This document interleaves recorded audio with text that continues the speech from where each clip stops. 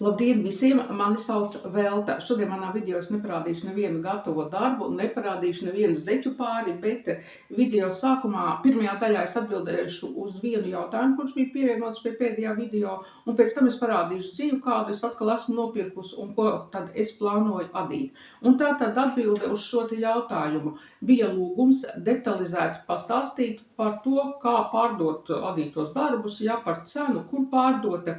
Vispirms es gribu teikt, ka tā detalizēti un sīk par šo tēmu var ļoti daudz runāt, un ir ļoti daudz viedokļi.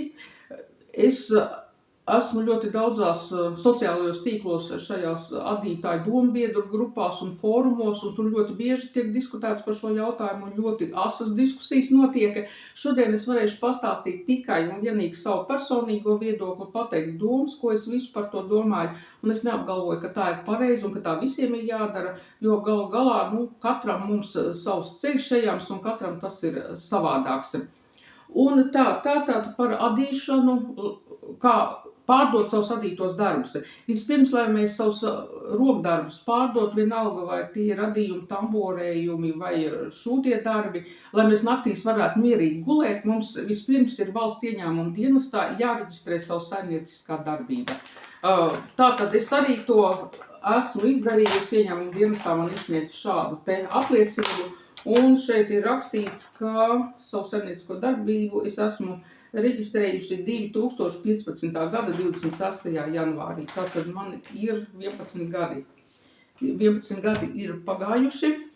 Tātad vispirms reģistrējam savu darbību valsts ieņēmuma dienestā, ko es uzreiz gribu pateikt par šo te valsts ieņēmuma dienestu. Ļoti bieži starp rokdarbniekiem un vispār starp cilvēkiem ir tas tāds uzskats, nedod Dievs ar to ieņēmumu dienestu, tagad kaut ko tur reģistrēt, viņi to vien gaida, kā nobloķēt kontus tur un skaitīt lielus nodokļus tur, un labāk vispār to nedarīt, Mēs dzīvojam tādā valstī, kā mēs dzīvojam, un likums mums ir jāievēro visiem, un par šiem te gadiem, ko es esmu reģistrējusies valsts ieņēmuma dienestā, man reizi neviens nav nobloķējis kontu, nekādas naudas nekur nav skaitījis nost. Vienkārši, ja tu izpildi visus noteikumus, kas ir jāievēro, tad jāsniedz regulāri šīs te atskaites, jāmaksā nodokļi, tad nekāda problēma nav. Man nereiz par šiem gadiem nekas nav bijuši, nekādas problēmas, nekādas domstarpības ar ieņēmumu dienestu, Pie kā tad, kad es sniedzu šīs te atskaites pašā sākumā, man nav grāmatveža. Es pati visu rēķinu, visu pati daru, visas šīs te atskaites, visu tur rakstu, daru pati. Pie kā tad, kad es pašā sākumā sāku šīs te atskaites pildīt, visus šos te dokumentus ieņēmuma dienestā, es nesapratu tur absolūti neko. Es katreiz viņiem zvanīju, man ļoti cītīgi, lēni skaidroja darbinieki, kur kas jāraksta, neviens uz manī nekliedza un nebļāva, Tā kā man nekāda negatīva pieredze ar valsts ieņēmumu dienestu nav. Es nezinu, no kurienes ir šie te tādi apgalvojumi, ka tur to vien gaida, lai mums tagad neļautu kaut ko te tirgoties un pārdot. Tātad vispirms jāreģistrē šī te darbība. Tālāk, otrais jautājums, es par sevi tagad stāstu, Tātad es pārdodu ne tikai adījumus, tā nopietna adījums es esmu pievērsusies tikai pēdējos 5 gadus. Pirms tam visi šie gadi bija, es esmu arī šuvēja un es pārdevu savu šūto gultsveļu. Pašā sākumā, man bija tā doma sākt tieši ar adījumiem, taču es ļoti ātri sapratu, ka es neesmu vēl tam gatava. Un tāpēc, tā kā es pēc profesijas esmu šuvēja, tad es nolēmu, ka es turpināšu ar gultsveļu šūšanu, kas tomēr ir tāds pieprasīta prece, sevišķi spilvendrāns, cilvēki ļoti daudz pērka. Bet pēdējos 5 gadus tātad es pamazām atkal iesaistījos jau atkal ar adīšanu. Tātad pirms šiem 5 gadiem es sāku adīt cepures pārdošanai.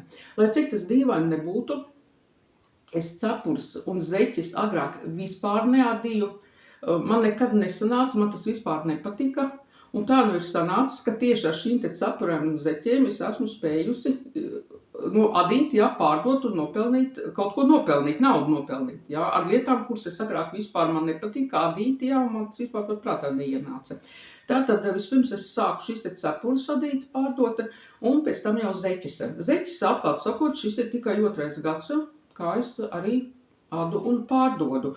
Un, lai cik tas dīvaini pašai man arī nebūtu, man ir ļoti iepatikušās adīt zeķis, tā kā, kā saka, maisam gals ir vaļā. Tātad par cenām. Cik tad maksā man sadītās zeķis?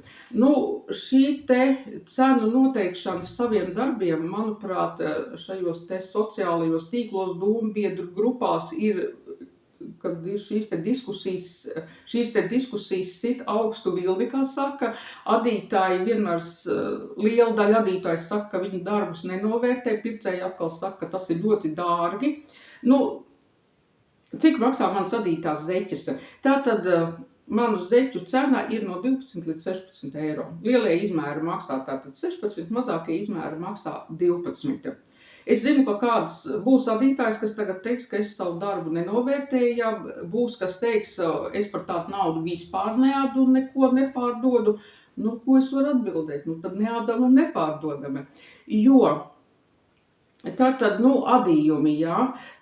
Tas ir roku darbs, un mums ir ļoti daudziem cilvēkiem tāds uzskats, ka roku darbs, tas ir kaut kas ekskluzīvs, ka tam ir arī ekskluzīvi jāmaksā, bet, mans viedoklis ir tāds, ja darbu mēs uzskatām par ekskluzīvu, tad šim darbam arī ekskluzīvi ir jāizskatās.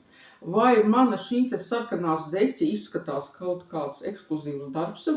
Es neko tur ekskluzīvu nesaskatu, tā ir vienkārša adīta vilnas zeķe. Un tāpēc es arī tādu cenu esmu noteikusi 16 eiro. Cenu es pirmkārt es noteicu nevis vadoties pēc kaut kādām formulām, man nekā tāda nav. Es noteicu pēc mūsu Latvijas iedzīvotāju pirktspējas. Mums algas ir tādas, kādas ir.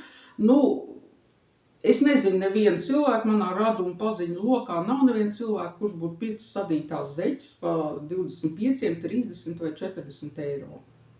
Ja kādai adītājai izdodās pārdot par šādu cenu zeķes, es esmu ļoti priecīga, jā. Es priecājos, ka cilvēkam tas ir izdevies.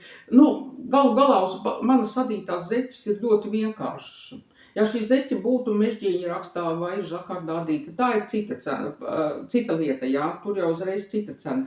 Bet par šādām te vienkāršām zeķēm, es neredzu, jā, šī te lielie izmēri, jā, 44. izmērs 16 eiro. Tādu cenu es esmu noteikusi. Protams, ka es gribētu pārdot arī dārgāk un vairāk nopelnīt, taču man ļoti patīk adīta. Un rodās jautājums, kur šīs zeķes likt, ja es tagad gaidīšu, ja tur to pircēju, kurš būs gatavs tur 25 un 30 eiro maksāt. Es šīs zeķes adu ļoti ātri, un es esmu interesēta ātri arī pārdot. Protams, nav jau tā, kad es esmu mīnusos, jā. Bet, es uzskatu, ka 16 eiro adītai zeķei, tādai vienkāršai adītai zeķei, tā ir normāla cena. Cepuru cena man ir 12 eiro. Pie kam es arī šogad es cepurs ļoti maz adīju, ja ļoti maz arī ir pārdots. Nebija ko pārdot nemaz arī, jā. Bet no tām, kas man bija uzadīts, es laikam uzadīju kāds 5 cepurs tikai un pārdots, manuprāt, ir tikai 2. Ļoti slikti pirkt cepurs, jā. Man arī kaut kā negribējās šogad cepurs adīt vairāk uz tām zeķēm. Pie kam zeķes es adu tikai no vienas dzīves, es nekādas eksperimentus tur netaisu, jā, neeksperimentēju. Arī cepurs man ir jau kādus 4 gadus, es adu no vienas un tās pašas dziļas, jā. Ļoti vienkāršas lietas, tie nav ne žakardi, nekādi sarežģīti raksti, 2 valdziņi labiski, 2 krēliski, tāda ir mans cepurs, jā. Un zeķes tātad, kā jūs redzat, arī ir labiskais adījums un tie 3 valdziņi labiski, 1 krēliski. Tātad, jā, vēl par šīm te cenām. Ir šis te uzskats, jā, kad cena ir jāprēķina no tās stundu darba, jā, cik stundas es patērēju uzvedot vienu zeķu pāri. Manuprāt, tas ir ļoti nepareizs aprēķināšanas veids, jo es pati personīgi, es domāju, ka tas ir visām adītām. Vienu dienu mēs sadam ātrāk, otru dienu lēnāk, jā. Kā tu vari izrēķināt tagad, cik minūtes tur jau tu patērēji vienas zeķes sadīšanai? Jo galu galā mēs visi ir lēnie adītāji arī un ir ātrie adītāji. Ja? Nu, mēs taču nevaram pircējiem teikt, ja es tagad šodien es ātri adītā zeķe maksās tur tik, un šodien es atkal lēni adītā zeķe maksās dārgāk. Nu, manuprāt, tas ir ļoti, ļoti nepareizi tā aprēķināt. Es pirms ļoti daudziem gadiem, tas bija 80. gada beigas, es strādāju mājās, es adīju arī uz adām mašīnas. Man toreiz bija maza meita, un es strādāju mājās, mājražotāju kombināts Sarma, manuprāt, tā arī saucās. Arī tur mums maksāja par padarīto darbu, nevis par stundu darbu. Tur arī nevienu neinteresē, cik ilgi es adu to džemperi, jā, vai tā, nu nevienu tas neinteresē. Tu nodevi skaitu gatavo, un par to tev arī samaksāja. Un tieši tāpatās es arī tagad aprēķinu cenu, nevis pēc stundu likmes. Jo bieži vien adītājs arī saka, jā, es tur adu un man tur veselība sabeigta, man tur sāp rokas un acis sāp no adīšanas un pirkt neviens negrib, jā, par tādu naudu. Nu, teikšu atklāt, mani kā pircēju vispār neinteresē, kā šī prece top, jā, vai tur cilvēks pa naktīm āda vai pa dienu āda. Es vienkārši pērku to, kas man patīk un skatos, protams, uz cenu. Mani arī neietekmē nekādi, ja šie te stāsti, ja, par sabeigto veselību, ja, vai par cik tas grūti ir. Man tas liekas pat jocīgi, ja, kāpēc cilvēks dara darbu, ja, kurā viņam pēc kura darba viņam sāp pēc tam rokas, ja. Nu, es tādu darbu vispār nestrādātu, un tāpēc šie te stāsti, ja, ka cilvēki nenovērtē, ja, to darbu, man tie liekas tādi, nu, es tam nepievēršu vispār uzmanību, ja. Teikšu tā, es adu zeķes, es daudz adu zeķes, un man tas veselības problēmas nekādas nesagādā. Es to daru ar prieku. Tātad manas zeķes, visas zeķes, es adu ar adatām numuru 4 un 3,5. Vienu zeķu pāri es pašā sākumā nodīju uz adatām numuru 2,5, un man tiešām sāk sāpēt rokas, un es sapratu, nu nē, es neadīšu, jā, ar tik smalkām adatām, ja man pēc tam būs veselības problēmas. Tad es tiešām arī pārvērtīšos pār tādu dusmīgu īgnu adītāju, ja, kur teiks, ka viņas darbu nenovērtē, veselības sabeigta. Ja es jutīšu, ka mana adīšana kaut kā ietekmē manu veselību slikto pusi, es to vienkārši nedarīšu. Tā kā uz doto brīdi mans zeķis maksā tik, cik maksā, es to daru ar prieku un domāju, ka vēl kā ilgu laiku darīšu, jo adīšana no šīm te krāsainajām dzijām, nu tā ir ritīgākā meditācija, jā. Es kā saka, es atpūšos adodu zeķes, jā, krāsas, skaistas. Es gan teicu, ka es zeķes nerādīšu šodien, bet labi parādu divi tie tad gatavie darbi zaļā un zilā krāsā. Šie ir dāma izvērsta ar citu. Tātad tas ir par šīm te cenām. Tātad par dziju, nu, par izejmateriālu pirkšanu. Protams, ja mēs ēdam pārdošanai, tad mums ir jāsako līdzi cenai un jāskatās, kuru un ko mēs pērkam un cik maksā. Konkrēti, ja runājam par zeķiem, tad zeķu dziju es pērku tikai un vienīgi Lietuvas internetu veikalos. Pie mums cenas ir tādas, kādas ir. Nu, ja mēs pērkam šajos Lietuvas internetu veikalos, nu, tā vairumā iepērkam kādus 500 gramus, puskilogramu, jā, tad ar visiem sūtīšanas izdevumiem tas sanāk lētāk nekā pērkot šeit Latvijā. Diemžēl. Tātad nākošais jautājums, kas arī daudz sadītājs interesē, kur tad pārdot savus rokdarbus. Nu, manuprāt, mūsdienās tagad to iespēju ir tik daudz, ir vienkārši pašiem jāmeklē. Klāt neviens mums nenāks un rindā nestāvēs pēc mūsu darbiem. Tagad ir tik daudz gadatirgi, amatnieku tirdziņi, visās Latvijas pilsētās notiek. Variet uz Rīgas centrālu tirgu un pārdot. Es arī esmu piedalījusies Rīgas centrālu tirgu, amatnieku tirdziņos, agrāk amatnieku tirdziņus rīkoja. Esmu pirkusi tirdzniecības vietu, samaksājis par tirdzniecības vietu Rīgas centrāla tirgu un arī pārdevusi savu šūto gultas veļu. Lūdzu, Rīgas centrāla tirgus variet pārdot. Adījumus, ar adījumiem tirdziņos es neesmu piedalījusies, tie ir bijuši kādreiz līdzi, dažas cepures uz galda, tirgošanās galda nolikt pārsvarā, man tā ir bijis gultas veļa, ar kur es piedalījos amatnieku tirdziņos un arī tādos parastos tirgos.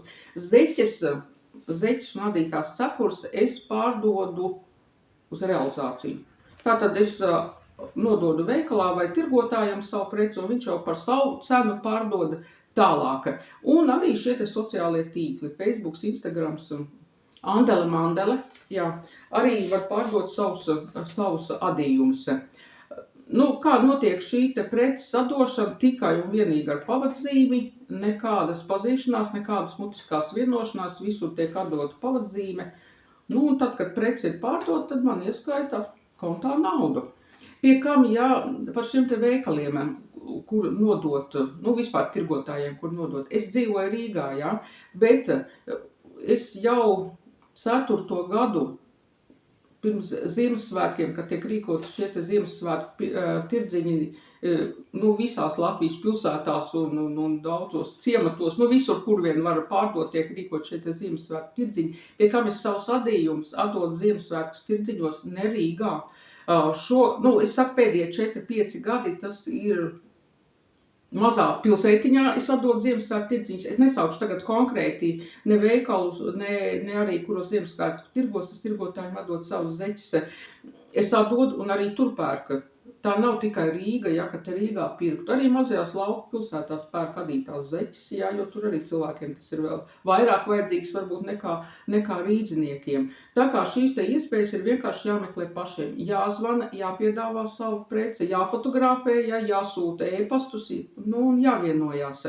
Ir šī te mājaslapa, kā tagad pareizi saucās, gadatirgi laikam. Mēs arī Googlē varam ierakstīt gadatirgi, un tad automātiski jau izmet ārā, šo te mājaslapu, kur ir sarakstīti visi šie te tirdziņi, kur kas notiek. Tā kā atrast, kur tirgoties, manuprāt, vispār, tas galīgi nav problēma, Protams, ir jārēķinās, mēs ejam tirgoties uz tirdziņiem.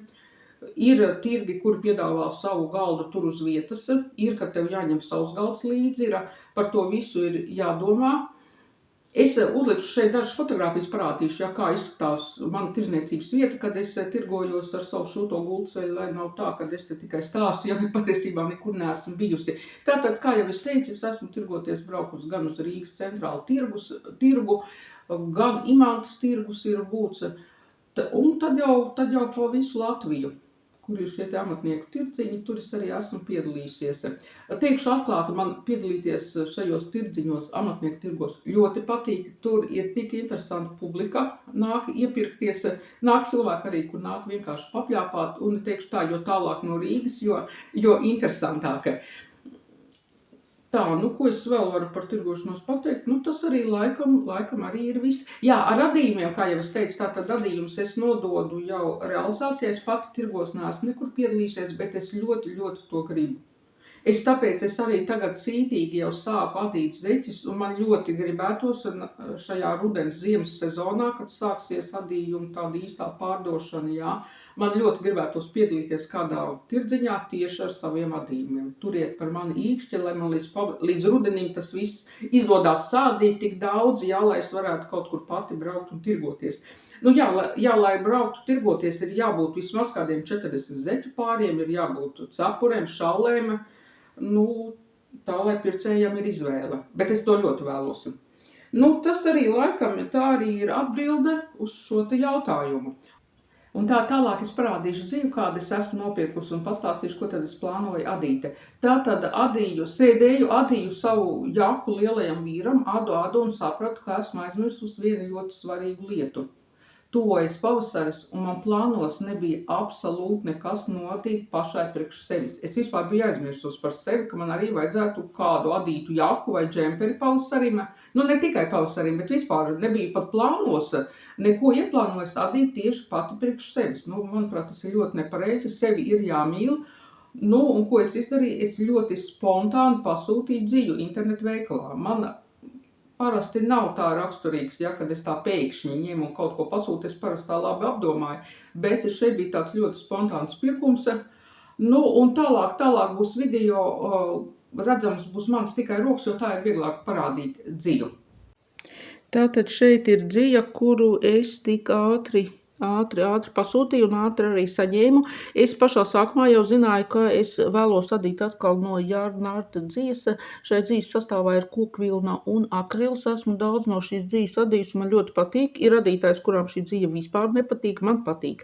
Un pašā sākumā tātad es biju iedomājusies, ka es vēlos jaku tātad, kurai noteikti būtu kaut kas arī ar rozīgo krāsu, ja, rozā krāsas strīpas, bet tad, kad es saņēmu šo dzīvi, sapratu, ka šis te rozīgais tons man galīgi nepatīk. Šis ir tāds bēbīšu rozīgā krāsa, ja, man tā īsti šoreiz neiedarās manos plānos.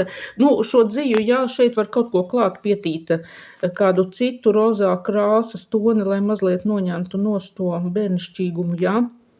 Katrā ziņā pagaidām savā darbā šo te krāsu es neredzu, un tā kā lieku nost šo te rozīgo krāsu, un palika man tātad šis te bēšīgais. Vienkrāsaini bēšīgs krāsas jaku es noteikti negribēju, un tad es nolēmu, ka beidzot es varu uzadīt kādu adījumu atkal ar šiem te krāsu blokiem. Tātad Jārna Ārta dzija, šeit ir jādara adatām numur 2 līdz 3. Es nodīju paraudziņu uz adatām numur 3,5. Es sapratu, ka man viņš tāds, par smalku ir. Uz numur 3 adatām es adīt nevēlos, jā, 3,5. Un es tātad pārskatīju savu dziju krājumus un atradu savos krājumos 300 gramu šādu te Jārna Ārta Cotton Soft dziju. Bēšīgā krāsā šeit ir sastāvs tieši tāds pats kā Jārna Ārta džinsam, tikai metrāžu savādāk, ļoti smalka dzītiņa. Es ar citu savu vīru jakādu arī šī te dzija ir pievienota pie vilnas dzijas klāt. Un tātad es nolēmu šos te 300 gramus savienot kopā ar šo te Jārna Ārta dziju. Un tas būs tā kā tāds melanžēta dzija sanāks, jā. Un šos te krāsu bloku sadīt jau no šādiem te dziju atlikumiem. Jārna Ārta šāda te crazy dzija. Un pievienošu arī klāt šādu te Jārna Ārta dziju šādā te zilganīgā krāsā. Un vēl ir tāds rozā krāsas dzija. Un tad uzadīšu tādu jaku no šiem te dažādas krāsu blokiem.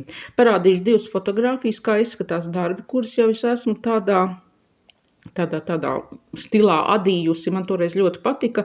Sen jau vēlējos atkal kaut ko atkārtot. Un šoreiz tātad adīšu no šīm te visām dzijām, kaut ko kombinēšu. Kā tas viss izskatīsies, to jau redzēsim kādos citos manos video.